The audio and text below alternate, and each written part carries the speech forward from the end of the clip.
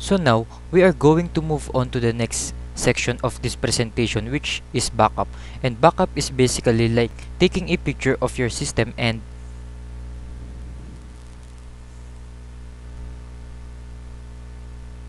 storing it into a file. I am providing here a very simple syntax of the backup database command, but you can always find more information from, for example,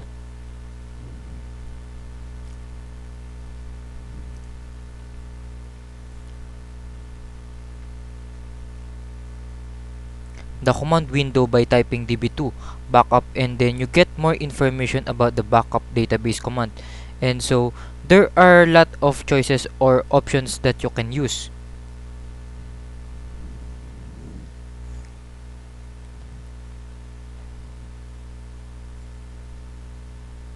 I am choosing a very simple example here. So here what we have is a simple thing that is backup database of the database name, and optionally you can specify where you want to store it.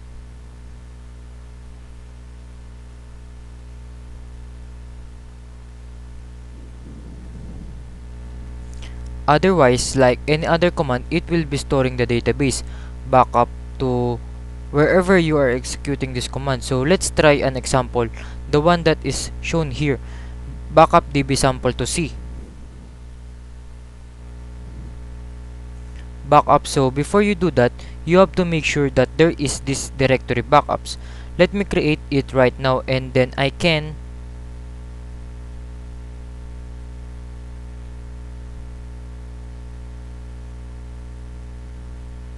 do db2.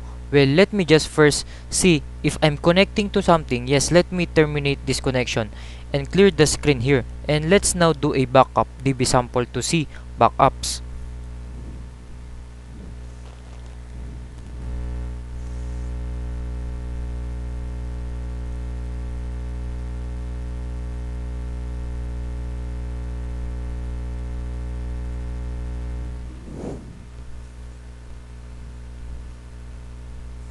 Okay, so right now it's, oh, I still have connection problems. Probably it's from the control center. So let me run the command db to force applications all to make sure that I just wipe out all connections, and I can execute this several times because this is an asynchronous command. So sometimes it's good to execute it a few times. Now let's execute the backup command, and now it is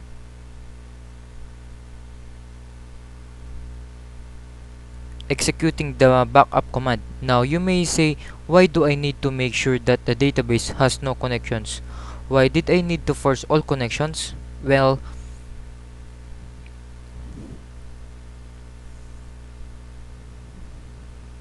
there are two types of ways in which you can execute commands in db2 for backup. For reorg, run stats, etc., etc. I'll talk more about those utilities in other lessons, but talking again about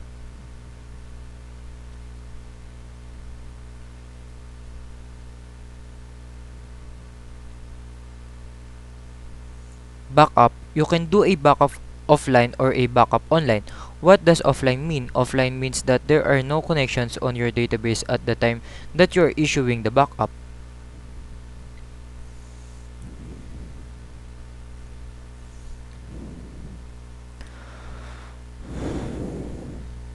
Statement, and by default that's the mode we are using. We are using backup database and database name. Then we are doing offline backup, and that's why we are getting their error messages saying the database is currently in use. So that's why I have to force all connections so that the database is offline, and then I can make, now you can also do a backup online, and for that purpose you will have to add the clause online here in your backup database statement. And online means that you are basically doing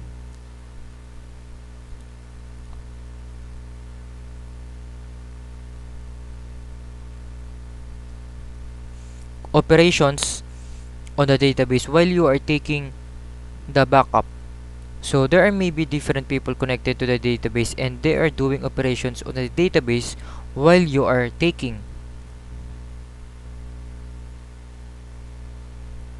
the backup, you may say, okay, if I'm taking the backup while there are connections and other people are making changes to the database, which means my backup image is not accurate.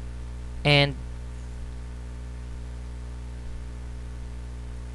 that's true, your database image would not be accurate, but with the backup database command, there is a clause that is called include logs. So you could include the logs at the time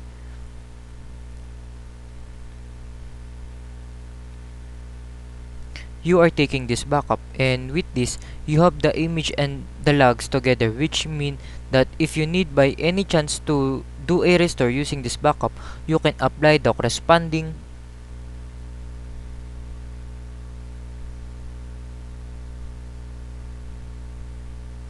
logs, and then you will have an accurate situation or an accurate image of this database at the time.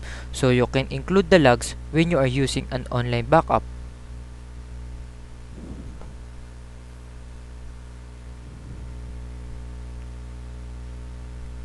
Anyway, going back to the demo that I was doing here, I issued the backup statement, and as you can see, the backup was successful and it gives me a timestamp. Now if I change to the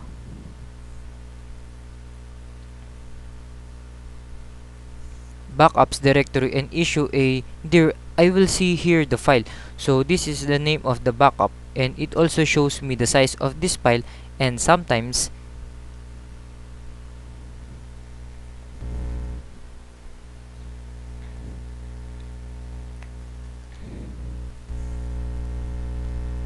it's a good way to, or a quick way to take a look at the size of the database itself. So if you want to take a look, or if somebody tells you, hey, how big is your database, then you can take a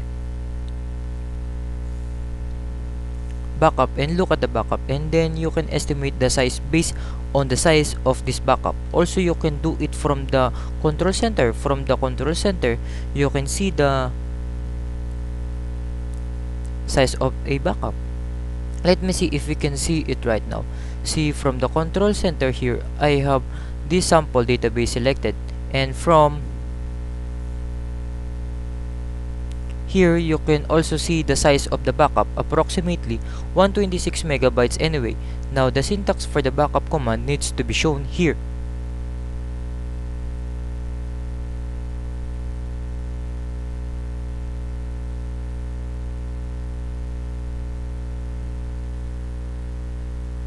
So there is a name of the backup. The type of the backup 0 means it's a full backup, because you can also take backups at the table space level just for a table space.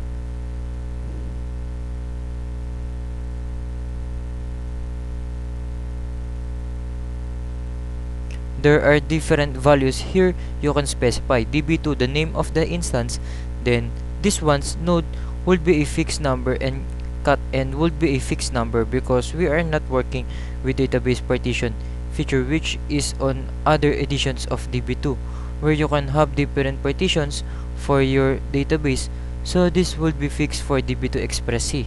And here you have the timestamp all of this way up to here, and the timestamp is a way to uniquely create a file name for this image. You cannot really change, or you can change the name of the backup.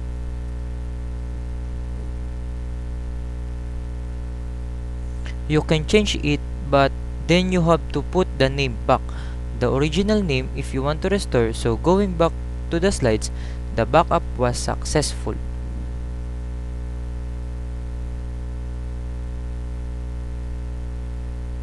And I already showed you the name or the convention that is used to a name backup file, and this on Linux, Unix, and Windows is the same name.